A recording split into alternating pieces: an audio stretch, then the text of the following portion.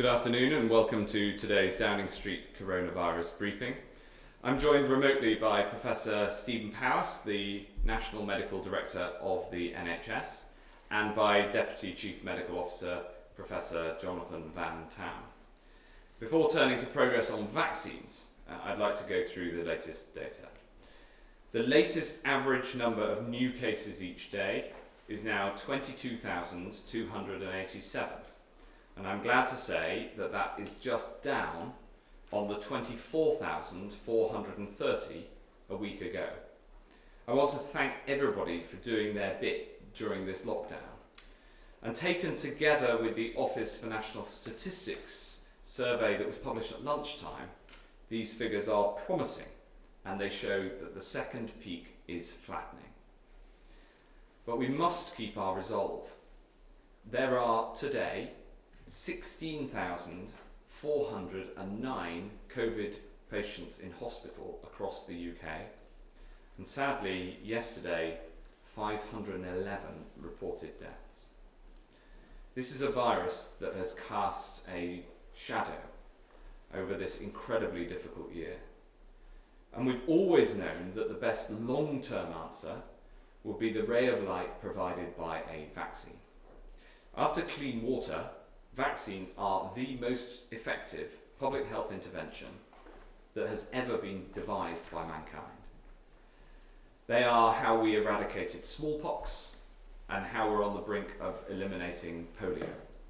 And each winter, they help our NHS stand firm against flu. Already this year, we've vaccinated more than 12 million people, a record number for this time of year. And because I took the decision earlier this year to double the order of flu jabs, I can now announce that we're rolling out free flu jabs in England to all over 50s from the 1st of December. A reminder, your GP will contact you. You don't need to call them. And I want to thank all GPs and pharmacists for the role that they'll play in rolling out the flu jab, this record scale of flu vaccination program this year. And this winter, of all winters, it's important that you get your jab, because catching flu and COVID together is very dangerous. I urge anyone who is eligible for a flu jab to get one, to protect you, to protect your loved ones, and to support the NHS. Right from the start, we've thrown everything we've got at the global search for a vaccine against COVID. The best scientific brains from all around the world have been working together on a solution. And the UK has funded more international support than any other country of any size.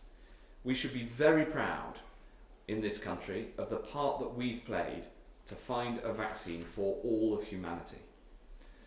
There are now many promising vaccine candidates going through clinical trials.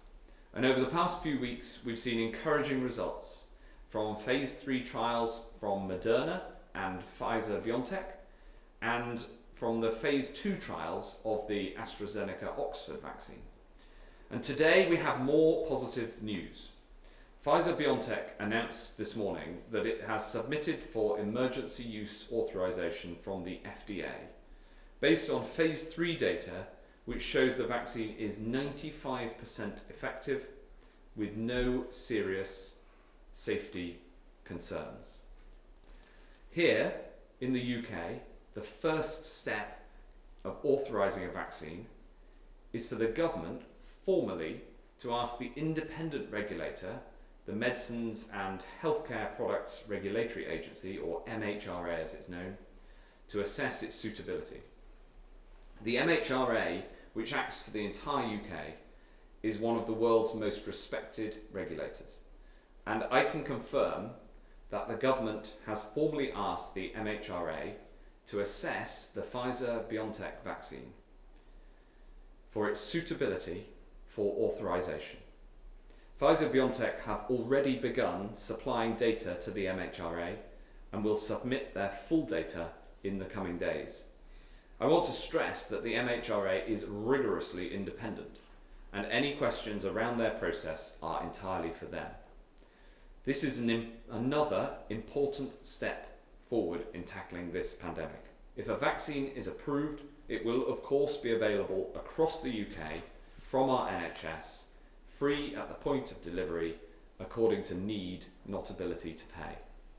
We've procured vaccines on behalf of all parts of our country, and I'm working with the devolved administrations to ensure it's deployed fairly to all across the UK. We'll prioritise groups who are at greatest risk based on advice from the Joint Committee on Vaccinations and Immunisations. And it's worth saying this, the rollout will be a massive logistical challenge, but I know that the NHS can do it, not least because they deliver the flu vaccine programme each year. And the NHS is in the process of establishing vaccination centres across the country that can manage the logistical challenge of needing to store the Pfizer-BioNTech vaccine at -70 degrees.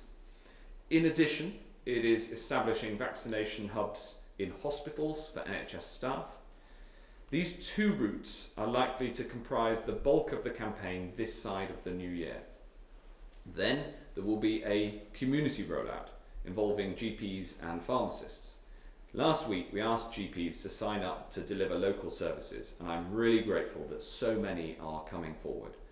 Our approach with these three delivery models, community teams, vaccination sites and hospital hubs, this has been devised to be flexible and to reach all parts of the country.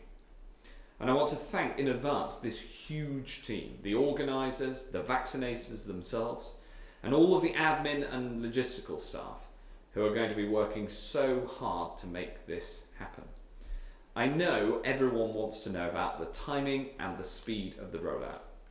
That will depend on the speed at which the vaccines can be manufactured. We know that the manufacturing process for all vaccines is difficult and uncertain.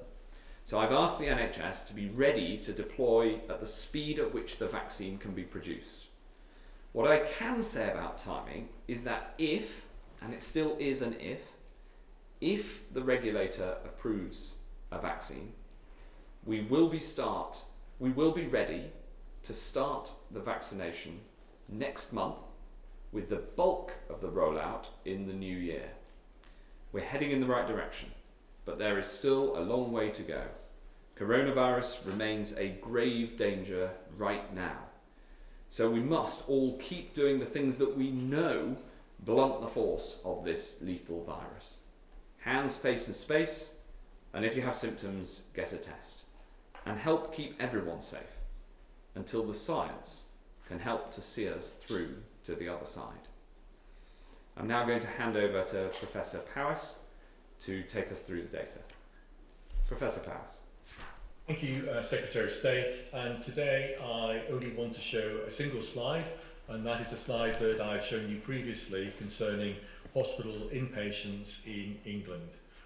As you know, and as we have said before, as infection rates rise in the community, unfortunately the number of people getting sick rises, and for those who are the sickest and need inpatient hospital care, clearly that means admissions into hospital rise too, and the overall number of patients with COVID in hospital.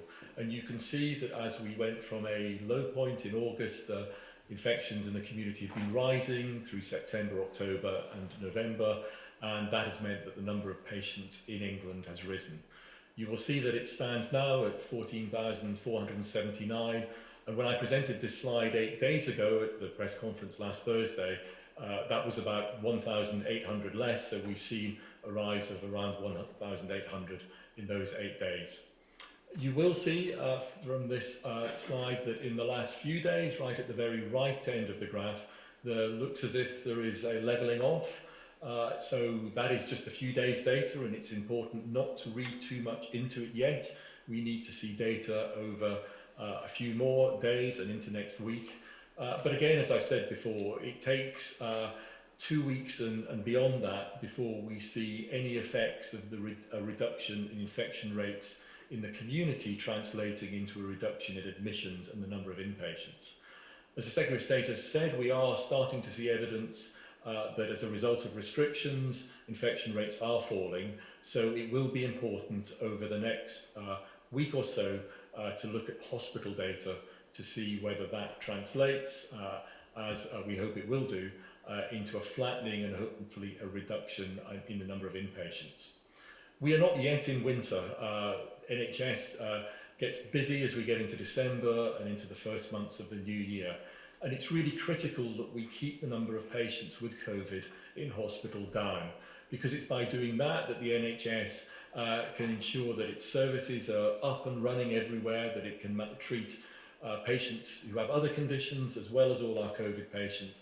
And of course, all our staff are incredibly keen to ensure that we are getting through the unfortunate backlog of work that has resulted because of this pandemic.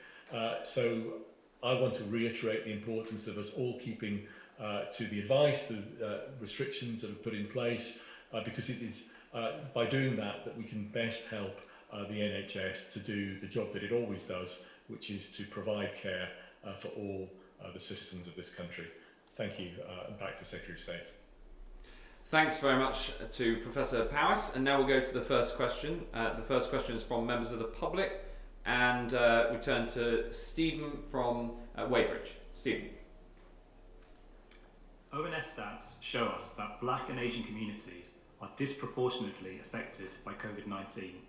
They are 3 to 4 times more likely to die of COVID-19 than those of white ethnicity.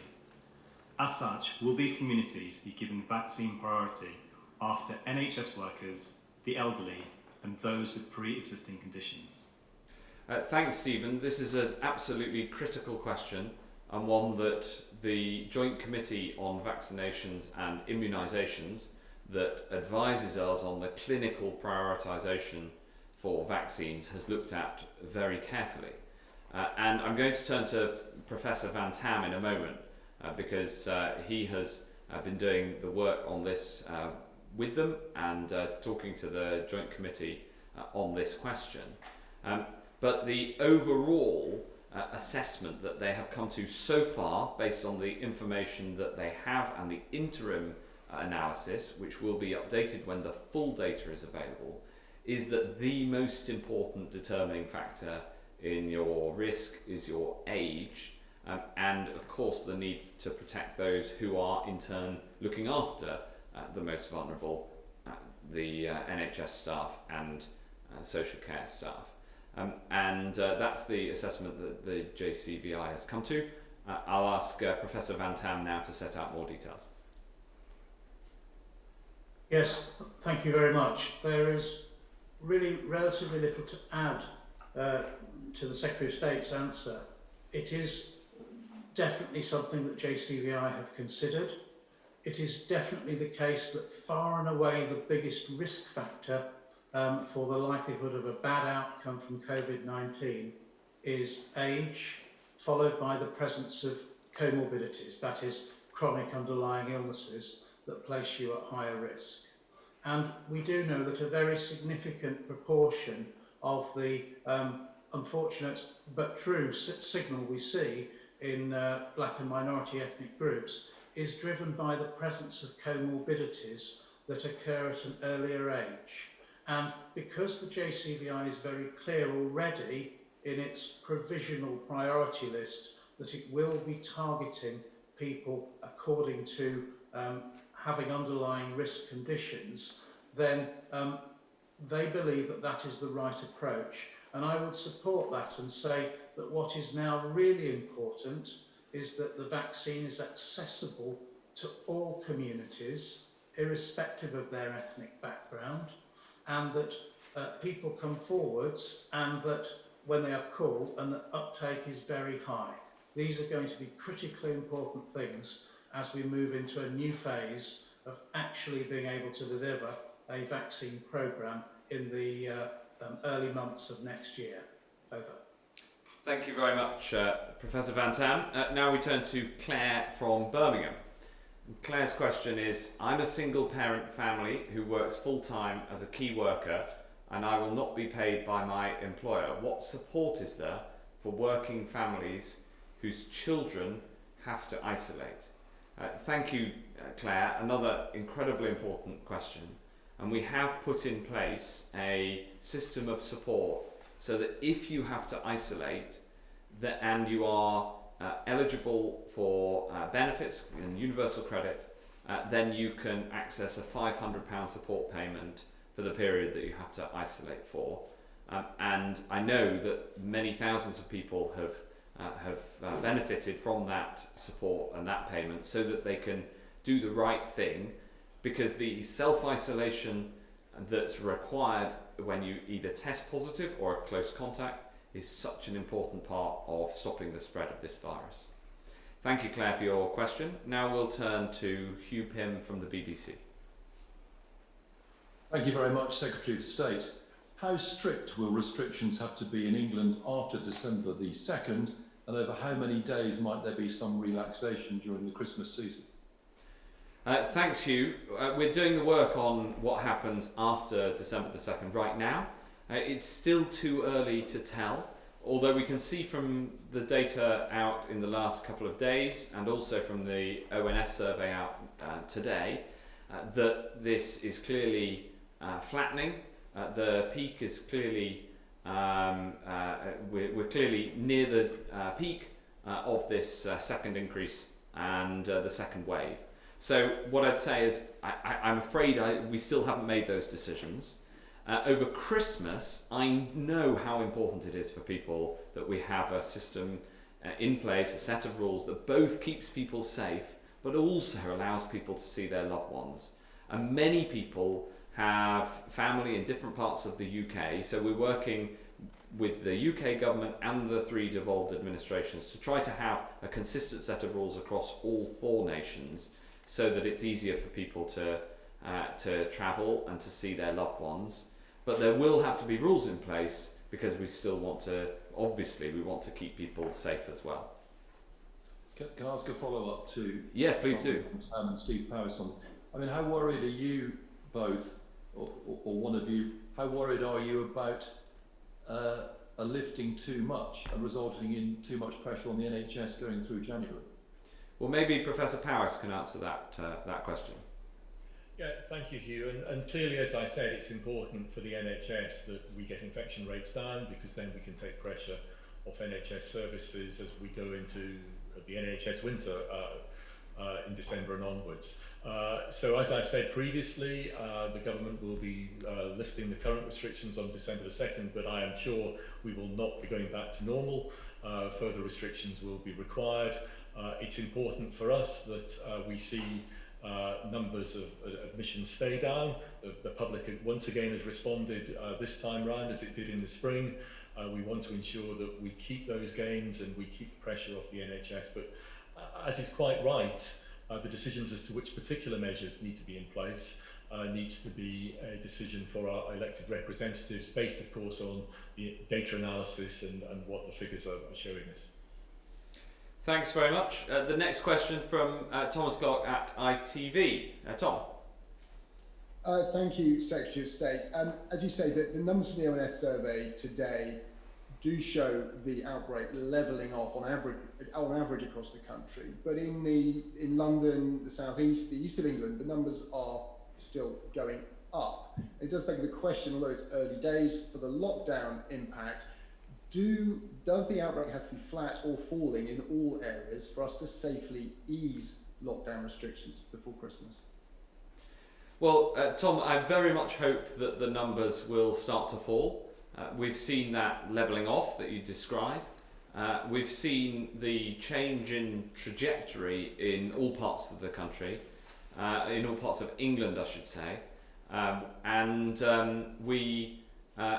we watch each day's data vigilantly. We're just at the point where we're starting to be able to get a picture of that flattening, which is clearly good news. But obviously, I want to see that starting to come down. It might be Professor Van Tan might be able to add something to this in terms of expectations, because I try very much to look at the data that we are seeing and the data that's reported, and look at that each day rather than trying to make projections myself. Yes, thank you, Tom. I'm sorry I can't be with you personally. I'm actually self-isolating at the moment due to a household contact. You're quite right in the way that you interpret the latest ONS data, but they are from the weeks 8th to the 14th of November. So they are a few days behind where we are now. And it could well be that these other regions will also, the ones you have pointed out, currently having increased positivity, will turn. I would expect them to turn, but we have to see that in the data. What I would say is that overall, clearly it is an improving picture.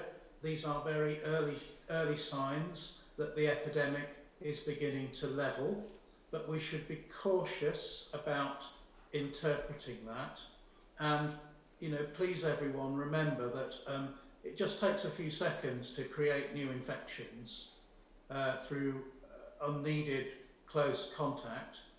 Those infections become disease, become illness, typically 5 to 7 days later, and then they become hospitalizations another 7 days after that.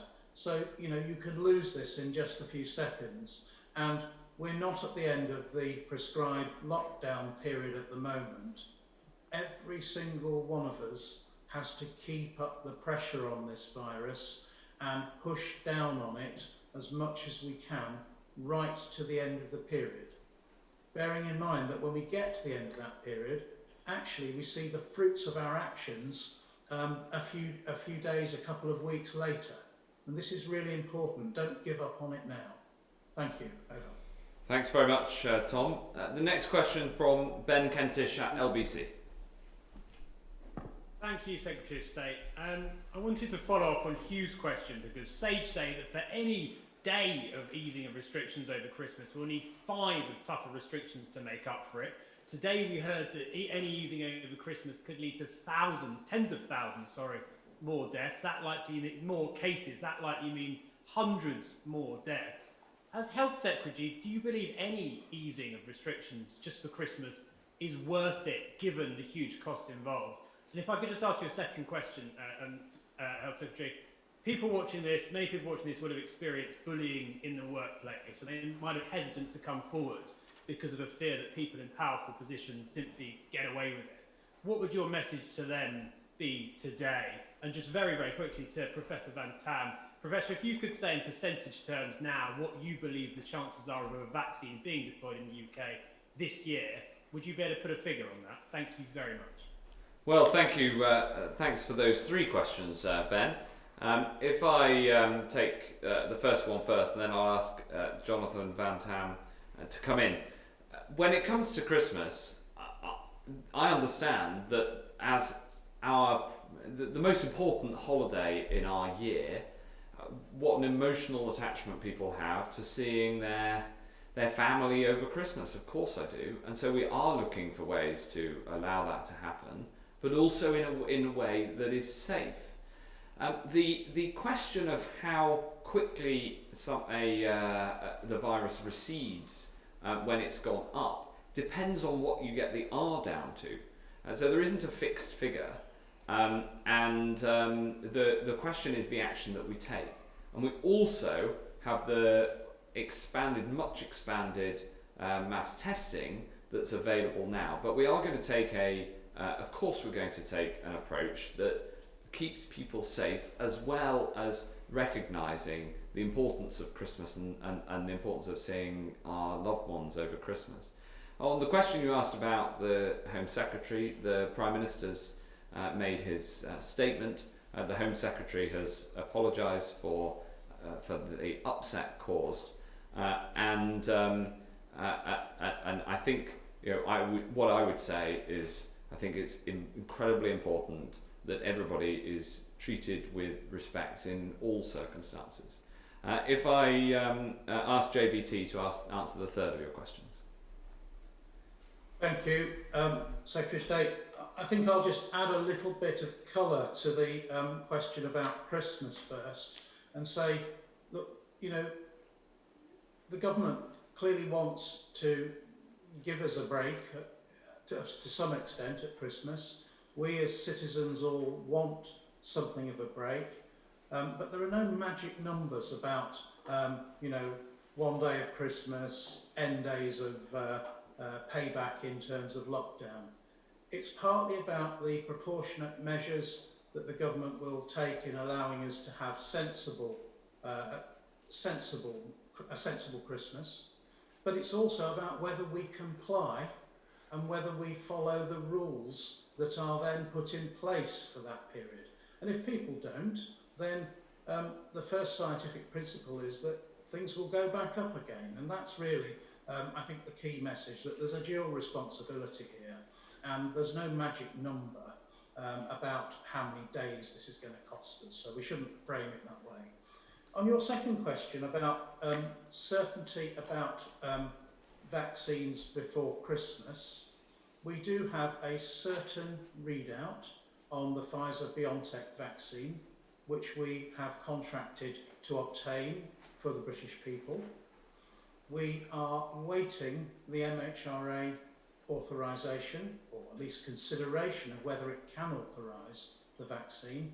That is a matter for the MHRA that I'm not going to speculate on, and it will happen at the speed of science. It has to happen in their own time when they are ready, and we need to leave them and trust them to get on with that. We don't know numbers of vaccines. That's of course always in the hands of the manufacturers about what they can produce, and it's in the hands of the manufacturers and the regulatory agencies around how quickly batches can be released for use if they are authorised. And it's pointless us speculating on that at this point in time. But do I believe that we are now on the glide path to landing this plane? Yes, I think I do.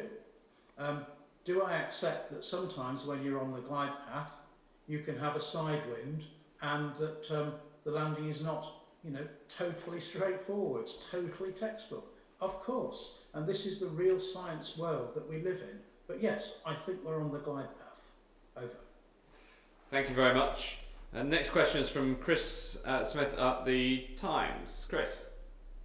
Thank you. Now, I know you said that vaccinations were dependent on supply, but can you confirm that the Plans and Health Service Journal said if the supply is there, it will be possible to vaccinate every adult who wants it by April?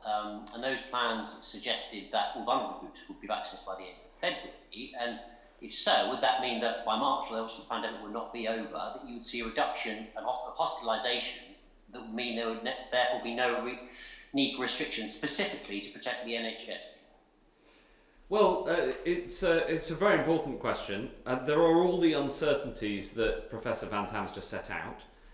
The task of the NHS is to ensure that as fast as the vaccine can be manufactured, so it can then be deployed. And I'll turn to Professor Powis to set out some of the details of that, because the NHS is taking the lead in the deployment of the vaccine. But what I'd say about the questions of timing is that the uncertainty is over the regulatory authorization, because the regulator will only allow the vaccine to be deployed if it is safe, and then over the manufacturing and the speed at which any vaccine can be manufactured. And of course, in particular, the two leading vaccines, the Pfizer-BioNTech and then the AstraZeneca-Oxford vaccines as the two leading candidates. However, we are ensuring that we're ready to deploy, should all of that go right, from next month. But I would caution that the bulk of the rollout will be in the new year, even on the best case scenario. And it will take a few months to get that vaccination program through for the vulnerable groups, if the vulnerable groups stay as currently set out by the guidance from the JCVI. Professor Powis. Yes, thank you, Secretary of State. Thank you, Chris. So I think the slides that you're referring to are from a number of weeks ago, and they are already up to date, already out of date, because we are continually getting new information from the clinical trials from the manufacturers in terms of what they are able to produce. So in the NHS, our job has been to plan for a number of different eventualities, and we will not be clear exactly how we will be deploying this until a few steps have been taken, and both Professor Van Tam and the Secretary of State have outlined those steps. We don't have an authorised vaccine yet, so firstly we need the information from the clinical trials, and as you've heard, Pfizer have deposited that with the FDA today and should be shortly doing that with MHRA. So MHRA as a regulator have to consider that data. JCVI have to then recommend, assuming it's authorised, the prioritisation for who gets vaccine in which order according to risk. And we need information from the manufacturers on what they can manufacture. They're obviously stepping up manufacturing in an unprecedented effort to increase vaccine supply. There's likely to be more than one vaccine coming. And of course, as Jonathan has said, there will be bumps along the way in terms of all these processes. So we are planning for all eventualities, and again through routes that we take for vaccination already every year through our GPs, through our community pharmacies, through our hospitals, but also through vaccination centres. We, like everybody else, want to get the vaccine out as quickly as possible. We don't underestimate the scale of the challenge. It's a huge challenge, but I, like the Secretary of State, are confident that we will be able to deliver that for the British public, but it will take into next year and it will take a number of months. Whilst we're doing that, it's important that we still, as citizens, comply with the restrictions that are in place now and might be in place for the future, because we will have a tough winter ahead, and we need to do all these things to battle this pandemic and get through. Thanks. Thank you very much, Steve. And the Chief Medical Officer has said in the past, Chris Whitty has said that he hopes that we'll be able to get back more towards normal by the spring. And with this news we've had over the last few weeks and with the expansion of mass testing, I'm more and more confident that he's right. If we go to Jack Blanchard at Politico. Thanks very much. Secretary of State and the others, you'll be aware of the scale of misinformation out there about vaccines and the supposed dangers of them. How are you going to combat that over the next few weeks, and how concerned are you that take-up won't be high enough, assuming these vaccines are approved? And is there a percentage of the population that we need to take this so the virus is actually defeated next year? And just on Priti Patel, if I may, just for you, Secretary of State, what is the point in having an independent advisor on ministerial standards if the Prime Minister is just going to ignore that advice when it's one of his mates in the firing line? Well, I've answered the question on the Home Secretary, and the Prime Minister has been clear that he doesn't think that the Home Secretary has broken the ministerial code. On the substantive question about the vaccine, I'll turn to Jonathan Van Tam in a second, because he's been very clear about the best way to explain to people the benefits of having a vaccine, and all of mainstream science supports the use of vaccines where they're safe, and the safety can be assured by the fact that that no vaccine will be rolled out unless it's signed off by the regulator, which is independent. But the thing I'd say about the way that we discuss this is that there's a huge amount of work that has gone on and is going on in terms of ensuring that the objective, factual information about a vaccine is made available, and to ensure that that is the information that people can have access to, rather than things that aren't true and scare stories that are put about. But the best way to reassure people is not for people like me to talk about it, but it's for those who are the real experts and the clinicians, like Professor Van Tam. Jonathan. Thank you, Secretary of State. So, Jack, I'm not sure if you saw my briefing of a while ago, which I did with Professor Rain from the MHRA. And the MHRA were very clear that there is absolutely no difference in terms of the rigour and the standards they will apply to COVID-19 vaccines as to any other before they authorise them. And I was very clear that I will be very happy with their authorisation and very happy, indeed eager to take a vaccine myself, and will be telling my mum to do so. And that, I think, is a really important message. On vaccine misinformation, I just don't propose to give it any airtime because it is just that, misinformation. And judging by the correspondence I've had from members of the public in the last couple of weeks, it is clear that there is much more anxiety about when vaccines will be available and where people are on the priority list. And I understand that anxiety. What I would say is if we can obtain the vaccines at the scale which is reflected in our ambition, and if the NHS delivers them in accordance with the challenge set down by the Secretary of State, that the only thing that will hold us back is supply, then in actual fact, people shouldn't worry too much about where they are on a priority order, because the difference between being, at this level versus that level will be 1 or 2 or 3 weeks. It won't be very long at all, because we intend to move with as much pace as we can possibly muster. Over. Thank you very much, Professor Van Tam. I'd just add one further thing, Jack, which is that on the international studies that look at people's enthusiasm for vaccines in different parts of the world, the UK ranks quite near the top. Now, of course, I'd like that to be higher still, but we should have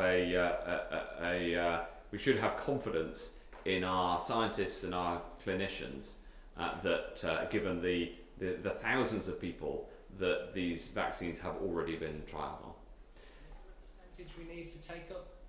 In terms of a take-up percentage, the honest answer to that is we don't know. I'm asked this question all the time, and the reason that we don't know is that in the trials they can test and measure how effective a vaccine is at protecting an individual, but what they can't measure is how much it reduces the transmission, and until we know that, which we'll only know once we've rolled it out at scale, we then won't know the impact of the vaccine on R, and therefore won't know how big a proportion of the population you need to have vaccinated in order for it to end the pandemic. What we will know is that it will protect, in the case of the Pfizer vaccine, 95% of people over the time period that it's been measured. We don't know how long that protection lasts for, so we'll have to stay vigilant to all of these things and keep measuring the impact.